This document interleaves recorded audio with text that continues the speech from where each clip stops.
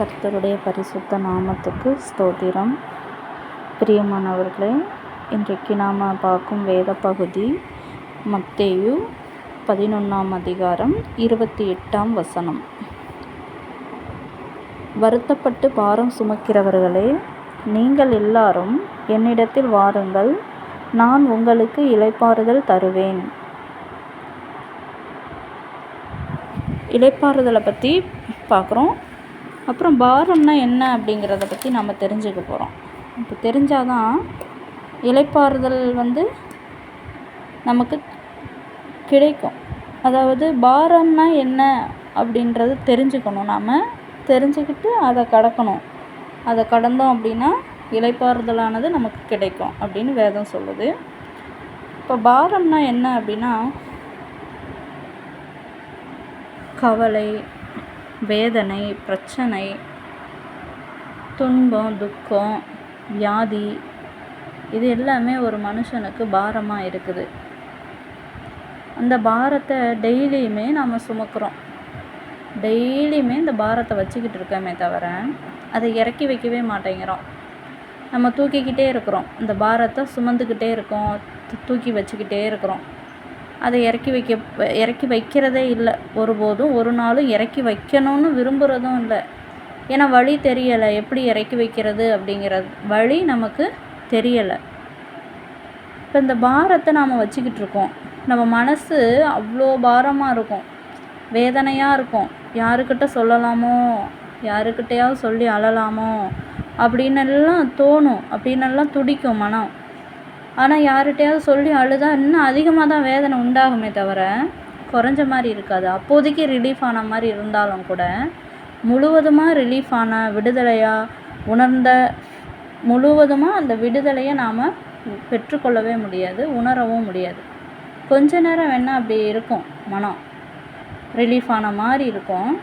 அதுக்கப்புறம் மறுபடியும் அந்த வேதனை, துன்பம், துக்கம் இதெல்லாம் நம்மளை பிடிச்சிக்கும். இதுதான் ஒரு மனுஷனுக்கு பாரம்னு சொல்லப்படுது. நம்ம மனதில் ஏன் இப்படி பாரம் இருக்குது, அது எப்படி தான் நீங்கும் அப்படின்னு பார்த்தோம்னா, இப்போ இந்த பாரம் வந்ததுக்கு காரணம் என்னென்னா நம்மளை கவனிக்காத தன்மை. அதாவது கவனிக்காமையே நாம் இருக்கிறோம். அப்படி கவனிக்காமல் இருக்கிறதுனால தான் நமக்குள்ளே இந்த பாரமே இருக்குது. இவ்வளோ பாரம் இருக்குது. இப்போ நம்ம உள்நோக்கி நம்மளை நாம் கவனிக்கிறோம் அப்படிங்கும்போது, நம்ம எண்ணங்களை கவனிக்கிறோம் அப்படிங்கும்போது இந்த பாரமானது லேசாகுது, நம்ம விட்டு விலகுது. இந்த பாரமானது இறக்கி வைக்கப்படுது. இப்போ நம்ம பாரத்தை இறக்குறதுக்கு கடவுளை நாடுவோம். அது எப்படி நாடுறது அப்படின்னா, நம்மளை கவனிக்கிறது தான் கடவுளை நாடுறதுன்னு அர்த்தம். அதாவது கர்த்தரை தேடுறதுன்னு அர்த்தம். இப்போ நம்மக்கிட்ட இருக்கிற மன பாரத்தை நீங்கணும், இறக்கி வைக்கணும், இந்த சுமையை இறக்கணும் அப்படின்னா கர்த்தரை நாம் தேடணும். அதாவது வருத்தப்பட்டு பாரம் சுமக்கிறவர்களே, நீங்கள் எல்லாரும் என்னிடத்தில் வாருங்கள்னு சொல்கிறாரு. நீ பாரம் சுமக்க வேண்டாம், என்கிட்ட வந்துருங்க. என்கிட்ட வந்தீங்கன்னா அந்த பாரமானது நீங்கிடும் அப்படின்னு சொல்கிறாரு. அப்போ அவர்கிட்ட வர்றது அப்படின்னா, கர்த்தர்கிட்ட வர்றது அப்படின்னா என்னென்னா கவனிக்கிறதுன்னு அர்த்தம். அதாவது நம்மளை கவனிக்கும்போது இந்த பாரமெல்லாம் நம்மளை விட்டு நீங்கும், நம்மளை அணுகாது, ஒரு வாதையும் நம்மளை அணுகாது, ஒரு துன்பமும் நம்மக்கிட்ட இருக்காது, நெருங்காது அப்படின்னு அர்த்தமாகுது. அதாவது கர்த்தர்கிட்ட வர்றது அப்படின்னா கவனிக்கிறதுன்னு அர்த்தம். நம்மளை கவனிக்கும்போது, உள்நோக்கி நம்மளுடைய எண்ணங்களை கவனிக்கும்போது இந்த பாரமெல்லாம் நம்மளை விட்டு நீங்குது. நம்ம மனமானது லேசாகுது. துன்பத்திலையும் துக்கத்தையும் விட்டுட்டு சமாதானம், சந்தோஷம், மகிழ்ச்சி, ஆனந்தம், பேரின்பம் அப்படின்னு நம்மளுடைய மனமானது மாறுது. அதாவது லேசான தன்மைக்கு மாறுது. கடினமான தன்மையிலிருந்து, பாரமான தன்மையிலிருந்து லேசான தன்மைக்கு மாறுது. அதாவது நம்மளை நாம் கவனிக்கும்போது, நம்மளை நாம் கவனிக்கிறதுக்கு பேர் தான் கர்த்தரை தேடுறது, கர்த்தர்கிட்ட வர்றது, கர்த்தர்கிட்ட ஜெபிக்கிறது, கர்த்தரை நாடி போகிறது. இந்த மாதிரி கர்த்தரோட வழியில் நடக்கிறது, இதெல்லாம் வந்து நம்மளை நாமளே கவனிக்கிற தன்மைக்கு பேர் தான் கர்த்தர்கிட்ட வர்றதுன்னு அர்த்தம். நம்மளை கவனிக்கலை அப்படின்னா கர்த்தர்கிட்ட நாம் வரவே இல்லை, பாரத்தை சுமந்துக்கிட்டே இருக்கிறோம் அப்படின்னு அர்த்தமாகுது. அப்போ நம்மக்கிட்ட இருக்கிற பாரத்தை இறக்கி வைக்கணும் அப்படின்னா கர்த்தர்கிட்ட வரணும். கர்த்தர்கிட்ட வர்றதுன்னா என்னென்னா நம்மளை நாம் கவனிக்கணும், நம்ம எண்ணங்களை கவனிக்கணும். அப்படி நாம் உள்நோக்கி கவனிக்கும்போது இந்த பாரமானது எல்லாம் நம்மளை விட்டு நீங்குது, நீக்கிறாரு கர்த்தர். நம்ம கவனிக்கும்போது தான் அந்த கர்த்தர் வந்து நம்மக்கிட்ட இருக்கிற அந்த பாரத்தையே நீக்கிறாரு.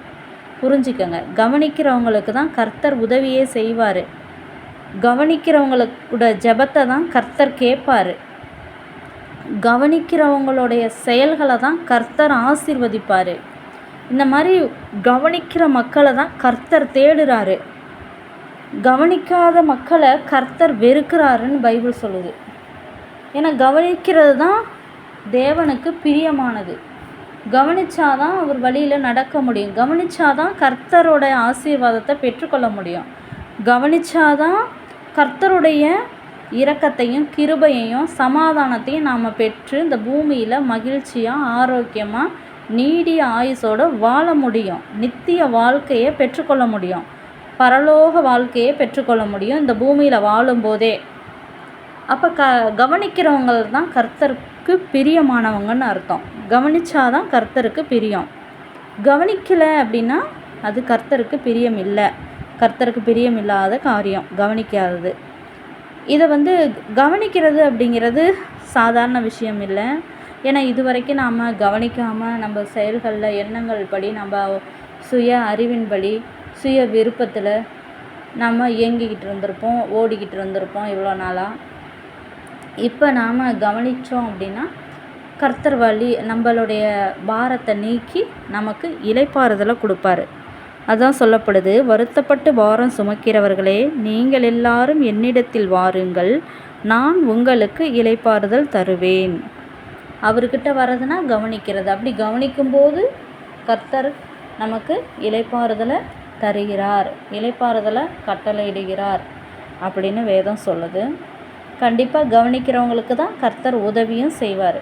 கவனிக்கிறவங்களுக்கு தான் ஆபத்துலேருந்து காப்பாற்றுவார் அப்படிங்கிறது தான் வேதம் சொல்லுது. இதோட முழு அர்த்தமும் அதுதான். அதனால் கவனித்து பாருங்கள், இந்த வேதத்தோட பொருள் உங்களுக்கு விளங்கும். கவனிக்கிறது ரொம்ப சாதாரண விஷயம் இல்லை. அது நீங்கள் ஒவ்வொரு நாளும் டெய்லி கொஞ்சம் கொஞ்சமாக நீங்கள் கவனித்து உங்களை நீங்களே வரும்போது அந்த புரிதலை கர்த்தரே உண்டாக்குவார் உங்களுக்கு. இது ரொம்ப நாள் கழிச்சு தான், அதாவது கர்த்தரை நம்ம பின்பற்றுறது, கர்த்தரை தேடுறது, கர்த்தர்கிட்ட பயபக்தியாக இருக்கிறது அப்படின்னா நம்மளை நாமளே கவனிக்கிறது அப்படிங்கிறத வேதமானது நமக்கு சொல்லித்தருது. அதை நாம் வாழ்க்கையில் நாம் இதை நடைமுறைப்படுத்தும்போது தான் நம்ம இதை புரிஞ்சிக்கவே முடியும். அது வரைக்கும் இது வந்து புரியாது. அதனால் கவனித்தோம்னா நமக்கு நித்திய வாழ்வு இருக்குது, இளைப்பாறுதலானது கிடைக்கும் அப்படின்னு தான் வேதம் சொல்லுது. ஸ்தோத்திரம். கர்த்தர் நல்லவர், கர்த்தருடைய கிருபை என்றும் உள்ளது.